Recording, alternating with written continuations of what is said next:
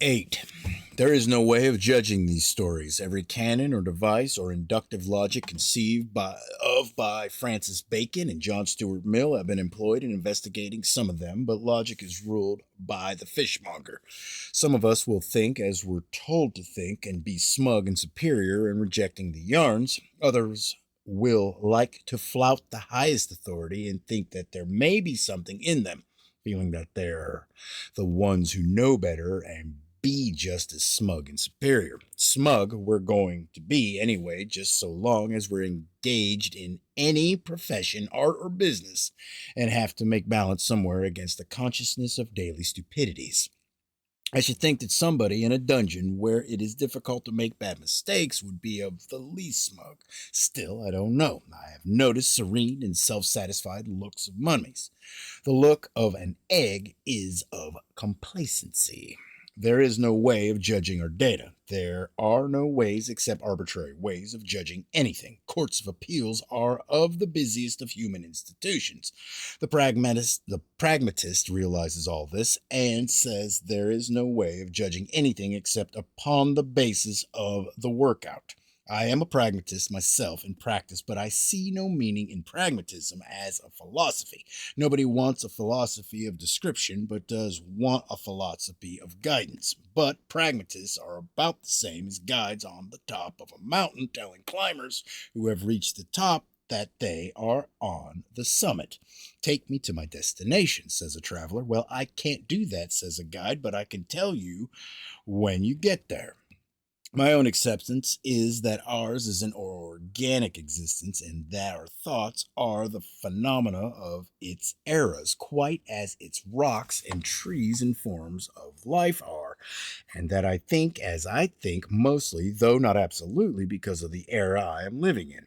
This is very much the philosophy of the Zeitgeist, but that philosophy, as ordinarily outlined, is absolutism, and I am trying to conceive of a schedule of predetermined, though not absolutely predetermined, developments in one comprehensively sized existence, which may be only one of hosts of other existences in which the scheduled eras correspond to the series of stages in the growth, say, of an embryo. There is, in our expressions, considerable of the philosophy of Spinoza, but Spinoza conceived of no outlines within which to think. In anything like a satisfactory sense, there is no way of judging our data, nor of judging anything else. But of course, we have ways of forming opinions that are often somewhat serviceable. By means of litmus, a chemist can decide whether a substance is an acid or an alkali. So nearly is this a standard to judge by that he can do business upon this basis. Nevertheless, there are some substances that illustrate continuity, or represent the merging point between acids and alkalis. And there are some substances that under some conditions are acids and under other conditions are alkalis. If there is any mind of any scientist that can absolutely pronounce either for or against our data, it must be more intelligent than litmus paper. A barrier to rational thinking in anything like a final sense is continuity, because of which only fictitiously can anything be picked out of a nexus of all things phenomenal to think about. So it is not mysterious that philosophy, with its false or fictitious differences and therefore false or fictitious problems, is as much baffled as it was several thousand years ago. But if, for instance, no two leaves of any tree are exactly alike, so that all appearances are set apart from all other appearances, though at the same time all interrelated, there is discontinuity as well as continuity. So then the frustrations of thought are double. Discontinuity is a barrier to anything like a finally sane understanding, because the process of understanding is a process of alleged assimilation of something with something else. But the discontinuous, or the individualized, or the unique is the unassimilable. One explanation of our survival is that there is underlying guidance or control or organic government, which to high degree regularizes the movements of the planets, but is less efficient in its newer phenomena. Another explanation is that we survive because everybody with whom we are in competition is equally badly off mentally. Also, in other ways, how there can be survivals of persons in prestigious or highest and noblest of reputations was illustrated recently. About April Fool's Day, 1930, the astronomers announced that, years before, the astronomer Lowell, by mathematical calculations of the utmost complexity, or bewilderingly beyond the comprehension of anybody except an astronomer, had calculated the position of a ninth major planet in this solar system, and that it had been discovered almost exactly in the assigned position. Then columns and pages of special articles upon the triumph of astronomical science. But then a doubt appeared. There were a few stray paragraphs telling that, after all, the body might not be the planet of Lowell's calculations. The subject was dropped for a while, but in the public mind, the impressions worked up by spread heads enormously outweighed whatever impressions came from obscure paragraphs, and the general idea was that, whatever it was, there had been another big astronomical triumph. It is probable that the prestige of the astronomers, instead of suffering, was boomed by this overwhelming of obscure paragraphs by spreadheads. I do not think that it is vanity in itself that is so necessary to human beings. It is compensatory vanity that one must have. Ordinarily, one pays little, if any, attention to astronomers, but now and then come consoling reflections upon their supposed powers. Somewhere in everything that one does, there is error. Somebody is not an astronomer, but he classes himself with astronomers as differentiated from other and lower forms of life and mind.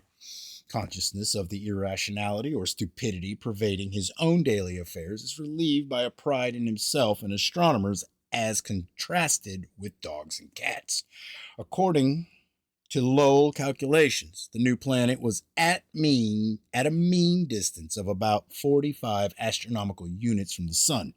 But several weeks after April Fool's Day, the object was calculated to be at a mean or very mean distance of 217 units. I do not say that an educated cat or dog could do as well, if not better. I do say that there is a great deal of delusion in the gratification that one feels when thinking of himself and astronomers, and then looking at a cat or a dog. The next time anybody thinks of astronomers and looks at a cat and feels superior and would like to keep on feeling superior, let him not think of a cat and a mouse. The cat lies down and watches a mouse. The mouse moves away. The cat knows it. The mouse wobbles nearer. The cat knows whether it's coming or going. In April 1930, the astronomers told that Lowell's planet was receding so fast from the sun that soon it would become dimmer and dimmer. New York Times, June 1st, 1930, Lowell's planet approaching the sun. For 50 years, it would become brighter and brighter. A planet is rapidly approaching the sun. The astronomers publish highly technical determinations upon its rate of recession. Nobody that I know of wrote one letter to any newspaper. One reason is that one fears to bring upon oneself the bullies of science. In July 1930, the artist Walter Russell sent some views that were hostile to conventional science in the New York Times. Times, August 3rd. A letter from Dr. Thomas Jackson, a quotation from it by which we have something of an idea of the self-apotheosis of these pundits who do not know of a thing in the sky, whether it is coming or going. For nearly 300 years, no one, not even a scientist, has had the temerity to question Newton's laws of gravitation. Such an act on the part of a scientist would be akin to blasphemy, and for an artist to commit such an absurdity is, to treat it kindly, an evidence of either misguidance or crass ignorance of the enormity of his act.